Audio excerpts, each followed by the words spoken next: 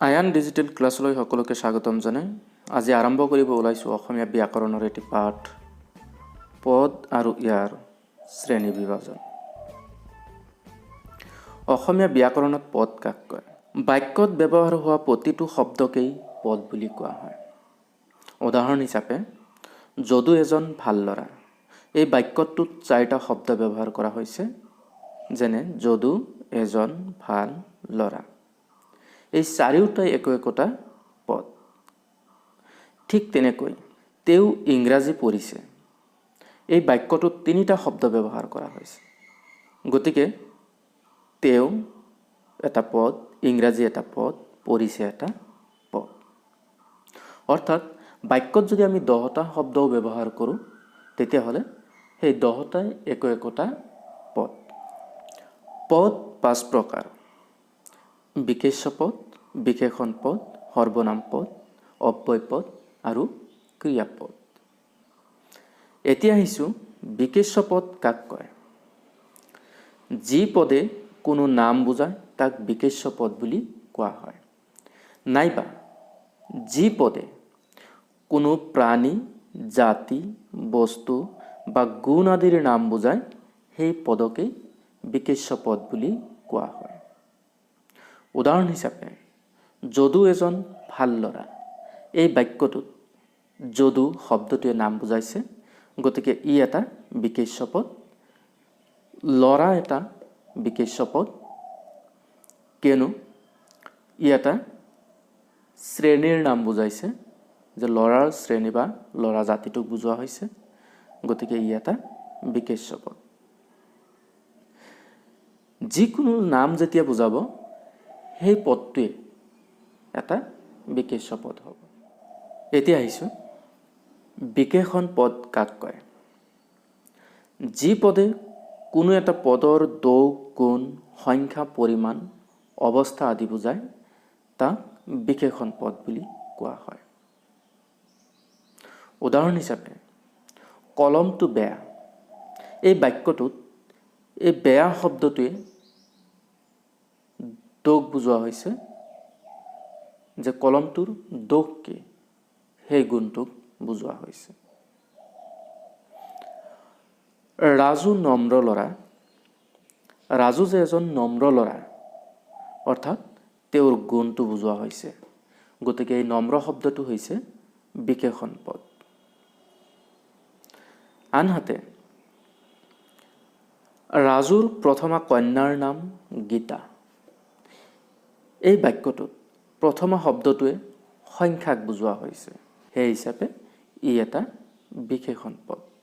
গতিকে আমি ইয়াৰ দ্বাৰাই গম পালোঁ যে যিকোনো পদে কোনো এটা পদৰ দোষ, গুণ, সংখ্যা, পৰিমাণ, অৱস্থা আদি যদি বুজায় তেতিয়াহ'লে সেই পদটোকেই বিশেষণ পদ বুলি কোৱা হয়।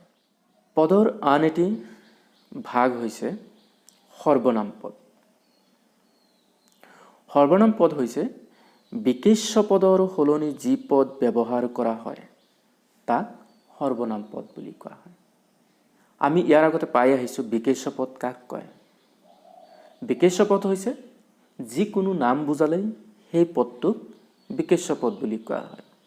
গতিকে আমি নাম নকয় নামৰ সলনি যিটো পদ ব্যৱহাৰ কৰিম সেই পদটোকেই সৰ্বনাম পদ বুলি কোৱা হয়।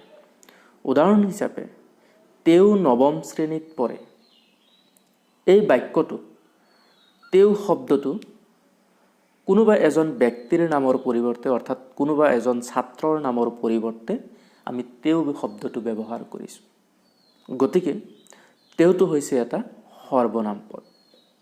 আন এটি উদাহৰণ লৈ আহিছোঁ, কিতাপখন ক'ত আছে?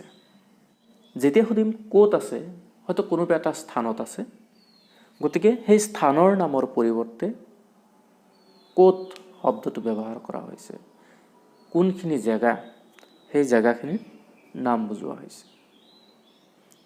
অৰ্থাৎ নামৰ পৰিৱৰ্তে ব্যৱহাৰ কৰা হৈছে, গতিকে এইটো এটা সৰ্বনাম পদ। ঠিক তেনেকৈ আজি ঘৰলৈ নাযাওঁ, এই বাক্যটোত আজি শব্দটো ব্যৱহাৰ কৰা হৈছে, অৰ্থাৎ আজি কিবা এটা বাৰৰ নাম আছে, সেই বাৰটোৰ নাম উল্লেখ নকৰাকৈ আমি ব্যৱহাৰ কৰিছোঁ আজি শব্দটো। গতিকে যেহেতু কোনো বাৰৰ পৰিৱৰ্তে আমি কি কৰিছোঁ, আজি ব্যৱহাৰ কৰিছোঁ, সেয়ে আজি হৈছে সৰ্বনাম পদ। সৰ্বনাম পদৰ জৰিয়তে আমি ইয়াকে বুজিম যে নামৰ সলনি যি পদ আমি ব্যৱহাৰ কৰিম, অৰ্থাৎ বিশেষ্য পদৰ সলনি আমি যি পদ ব্যৱহাৰ কৰিম তাকেই সৰ্বনাম পদ বুলি কোৱা হয়। এতিয়া আহিছোঁ পদৰ আন এটি ভাগলৈ, অব্যয় পদ। অব্যয় পদ হৈছে যি পদৰ কোনো বিভক্তি, বচন আৰু লিংগ নাই, আনকি পদবোৰৰ কোনো পৰিৱৰ্তন নহয়, তাক অব্যয় পদ বুলি কোৱা হয়। উদাহৰণ হিচাপে ভাৰতীয় সংস্কৃতি বাৰেবৰণীয়া আৰু বৈচিত্ৰ্যপূৰ্ণ। এই বাক্যটোত আমি আৰু শব্দ ব্যৱহাৰ কৰিছোঁ। এই আৰু শব্দটো হৈছে অব্যয় পদ, কিয়নো এই আৰুৰ লগত আমি কেতিয়াও বিভক্তি যোগ কৰিব নোৱাৰোঁ, নাইবা আৰু শব্দটোৰ এক বচন নে বহু বচন আমি তাকৰ নিৰ্ণয় কৰিব নোৱাৰোঁ, নাইবা আৰু শব্দটোৰ লিংগ কি, পুংলিংগ নে স্ত্ৰীলিংগ, এই কথাটো আমি ক'ব নোৱাৰোঁ। অৰ্থাৎ এই আৰু শব্দটোৰ লগত কোনো বিভক্তি যোগ নহয়, কোনো বচন নাই ইয়াৰ, আনকি ইয়াৰ কোনো লিংগ নাই।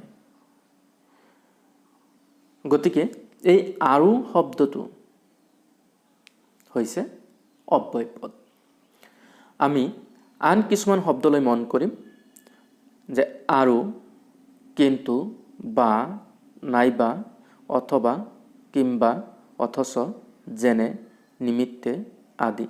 অৰ্থাৎ এইবিলাক একো একোটা অব্যয় পদ। আমি যেতিয়া কোনো এটা বাক্যত এই শব্দসমূহ দেখা পাম, আমি বুজি পাম যে এই শব্দকেইটা হৈছে অব্যয় পদ।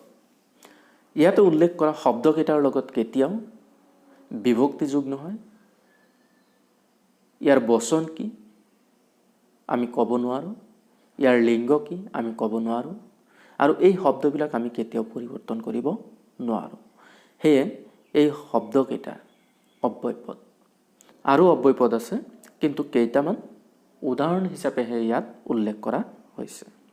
এতিয়া আহিছোঁ পদৰ আন এটি ভাগলৈ, ক্ৰিয়াপদ। যি পদে কোনো এটা কাৰ্য কৰা বা হোৱা, নাইবা নকৰা বা নোহোৱা বুজায়, তাক ক্ৰিয়াপদ বুলি কোৱা হয়।